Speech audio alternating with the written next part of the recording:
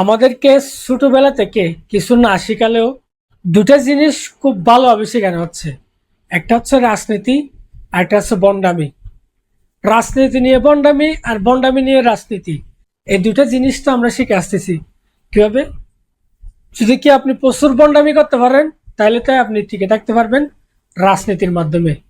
আর যদি কি আপনি রাজনীতি করতে চান, তাহলে অবশ্যই অবশ্যই আপনাকে সর্বপ্রথম যেটা শিখতে হবে, এটা হচ্ছে বন্ডামি। আপনি যদি প্রচুর বন্ডামি করতে পারেন, আপনি একজন ভালো রাজনীতিবিদ। আর যদি কি আপনি বন্ডামি করতে না পারেন, তাহলে আপনি কোনো প্রকারের রাজনীতিবিদের মধ্যে পড়েন না। একজন ভালো রাজনীতিবিদ কিভাবে বন্ডামি হয়ে ওঠে, সেটার উদাহরণ তো আজকাল আপনারা অবশ্যই দেখতেছেন।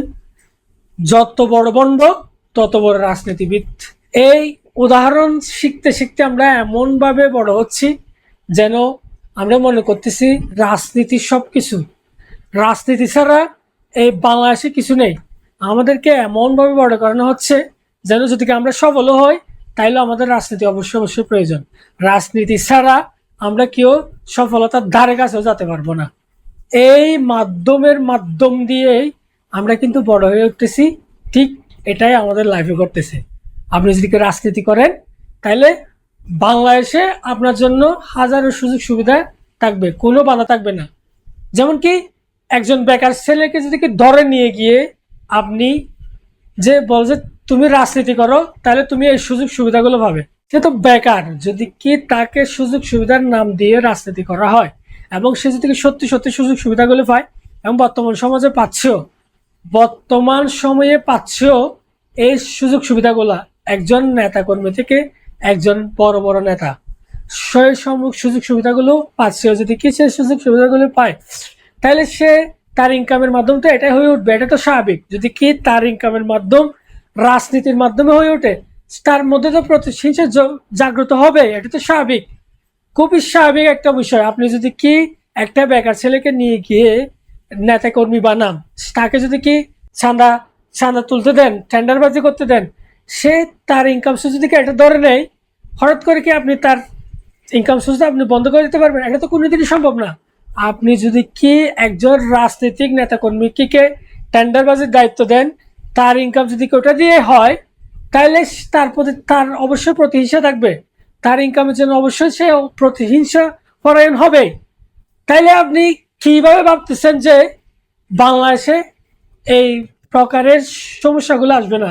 আমি গ্যারান্টি দিয়ে বলতেছি, যদি কি বাংলাদেশে সমস্যাগুলো বারবার আসতে থাকে, তাহলে এই মাধ্যম দিয়ে আসবে, রাজনীতি আর বন্ডামির মাধ্যম দিয়ে।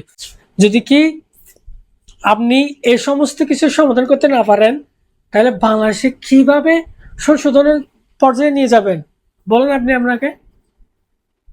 ভন্ডামি ছাড়া বাংলাদেশে কেউ কিছু করতে পারবে না। আর বাংলাদেশে একটাই তো জিনিস যেটা যে কেউ চাইলে করতে পারে, এটা হচ্ছে রাজনীতি।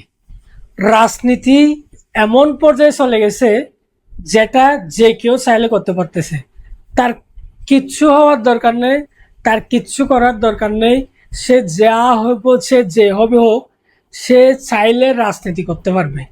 এই একটাই জিনিস আছে বাংলাদেশে, যেটা যে কেউ চাইলে করতে পারে, ফতের ফকির থেকে ফতের মিসকিন পর্যন্ত। আপনি যান, দেখেন, শুনেন। সমস্যা কিন্তু এখানেও না। সমস্যা হচ্ছে মেন গোড়াতে, গটকা কোথায়, যেখানে গোড়া থাকে। এটা হচ্ছে কি বেকারত্ব আর বাংলাদেশের জনসংখ্যা। যদি কি বাংলাদেশের বেকার এবং জনসংখ্যা যত পরিমাণের আছে, এটা যদি কি কোনোভাবে সুরাহা করা না যায়, তাহলে এখানে কিচ্ছুর মূল্যায়ন থাকবে না। না রাজনৈতিক মূল্যায়ন থাকবে, না শিক্ষার মূল্যায়ন থাকবে, না সমাজ কর্মীদের মূল্যায়ন থাকবে, না সমাজ সেবার মূল্য থাকবে, না প্রশাসনিক কোনো কার্যক্রমের মূল্যায়ন থাকবে, না কোনো কিছুর মূল্যায়ন থাকবে।